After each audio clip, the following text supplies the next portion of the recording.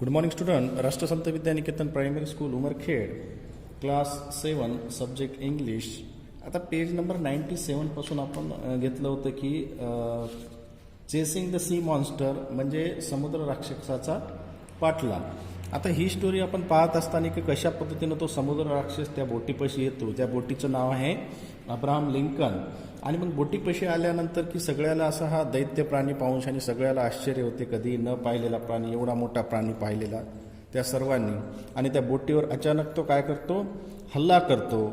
Near 2 o'clock in the morning the core of light repaired 5 miles away from the Abraham Lincoln. आणि पहाटे साधारण 2च्या सुमारास काय झालं की अब्राहम लिंकन पासून 5 मैल अंतरावर तो प्रखर प्रकाशगोल पुन्हा बाजूने म्हणजे त्या ठिकाणी अवतरला.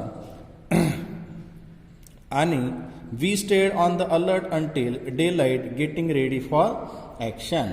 आणि मग दिवस उजाड्यापर्यंत आम्ही अतिशय दक्ष होतो म्हणते, कारण तर व्हेलिंग gear gas setup along the railings. म्हणजे कोणत्याही क्षणी कृती करण्याच्या तयारीत किंवा कठड्याच्या बाजूनं त्या ठिकाणी जे होतं की काय करायचं की त्यानं जर हल्ला जर केला आपल्यावर तर लगेच आपण त्याच्यावर काय करायचं, हल्ला करायचा.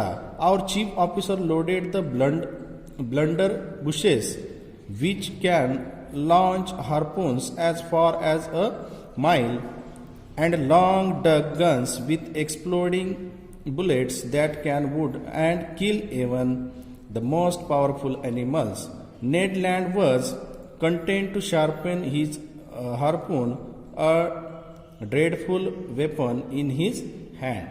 आता काय झालं की तो कोणत्याही क्षणी कृती करण्याच्या तयारीत असल्यामुळे कठड्याच्या बाजूनं काय केलं की देवमाशाला जो पकडण्याचे जे उपकरणे असतात. आता देवमासा अतिशय विशाल प्राणी असतो, त्याच्यामुळे मासा असतो. आणि आमच्या प्रमुख अधिकाऱ्याने जो मेन अधिकारी होतो तो देवमाशाला मारण्याचे जे भाले किंवा मैलभर लांब उडवू शकणाऱ्या बंदुका आहे ते भरून तयार ठेवलेल्या होत्या, रेडी ठेवल्या होत्या. आणि सर्वात शक्तिशाली प्राण्यालाही जखमी किंवा ठार करू शकणाऱ्या या लांब तुफामध्ये स्फोटके भरून ठेवलेली होती. मग नेडलँडने स्वतःच्या तीक्ष्ण भाला धार करून हातात तयार ठेवल्यामुळे तो कसा होता, निश्चिंत होता. आणि नंतर काय झालं, at 6 o'clock day began to break and with the dawn early light the animals electric glow disappeared. आता या ठिकाणी की सकाळचे 6 वाजता दिवस उजाडताना काय झालं की तांबडे फुटले. तसं त्या प्राण्यानं काय केलं की प्रखर विजेसारखा विद्युत प्रवाह, तो प्रकाश त्या ठिकाणी नाहीसा झाला. At 7 o'clock a very dense morning mist spread around us. आता मिस्ट म्हणजे धुके. आता सकाळी 7 वाजल्यानंतर ते धुके इतके पसरलेले होते की our best spy glasses were unable to pierce it. The outcome disappointment and अँगर. आता काय झालं की ते त्यांच्याकडे जे सकाळी 7 वाजल्यानंतर अतिशय धुकं पडल्यामुळे काय झालं की त्यांच्याकडच्या दुर्बिणी होत्या, त्या दुर्बिणीने सुद्धा पलीकडचं काही त्यांना दिसत नव्हतं एवढ्या चांगल्या दुर्बिणी असून.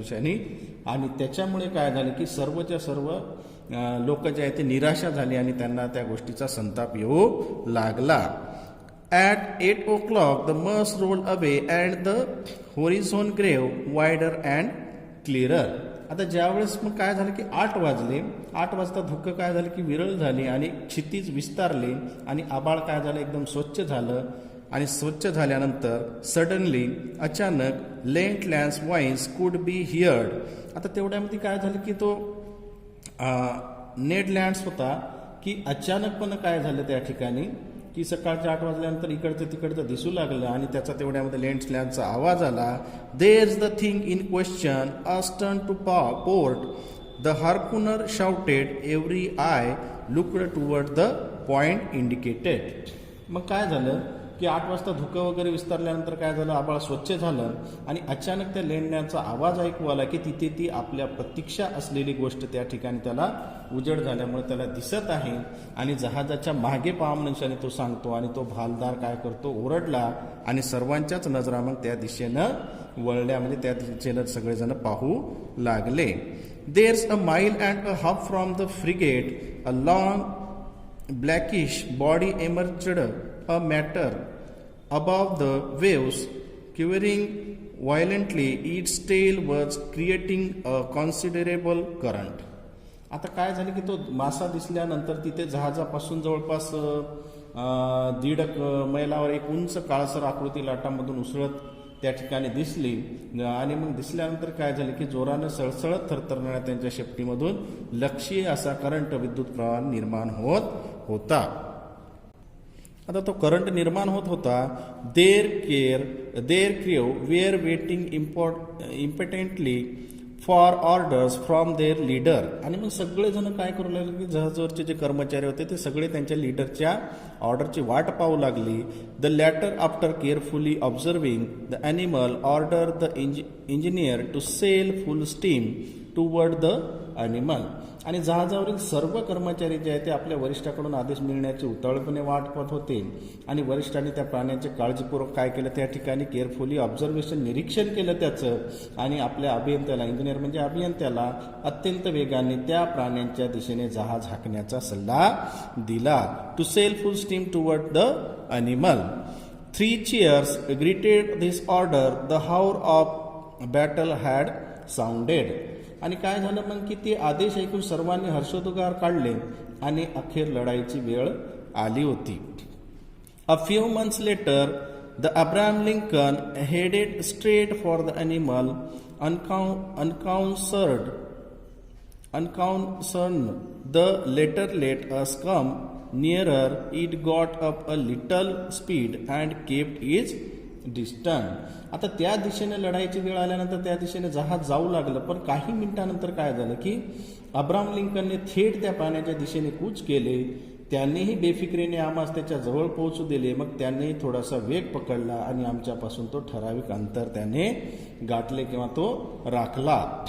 This chase dragged on for about 3 quarters of a hour without the frigate getting any closer to the sea animal. At this rate, it was obvious that we would never catch up with it.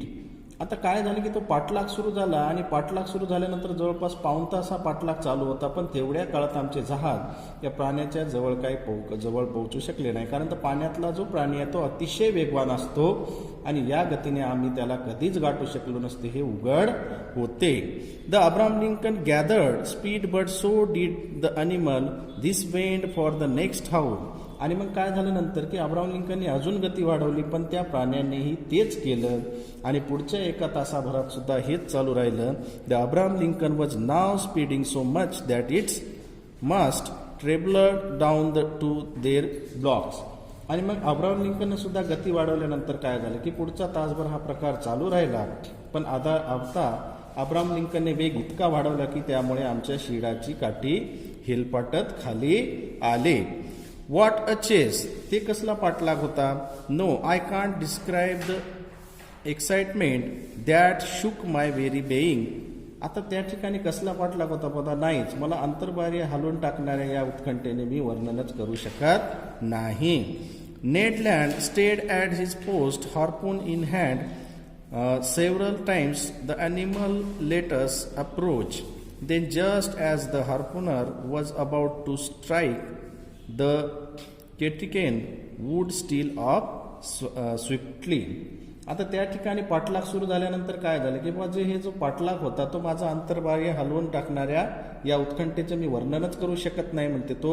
आणि हातीभाला पकडून लेडलँड त्यांच्या जागी स्थिरपणे उभा होता. अनेकदा त्या प्राण्यांनी आम्हाला स्वतःपाशी पोहोचू दिले आणि भालदार वार करणार तोच त्या ठिकाणी शिताफीने तो निघून जायचा. Commander Farragut then decide to use more direct methods. आता मेथॉड म्हणजे एक पद्धत, ज्याला आपण काय म्हणतो पद्धत. की आता कमांडर फॉरगेटने काय केलं की आणखी काहीतरी नेमक्या पद्धती अवलंबायच्या ठरवल्या. Bah he said so that animal is faster than the Abraham Lincoln. All right mate man the gun in the Bav.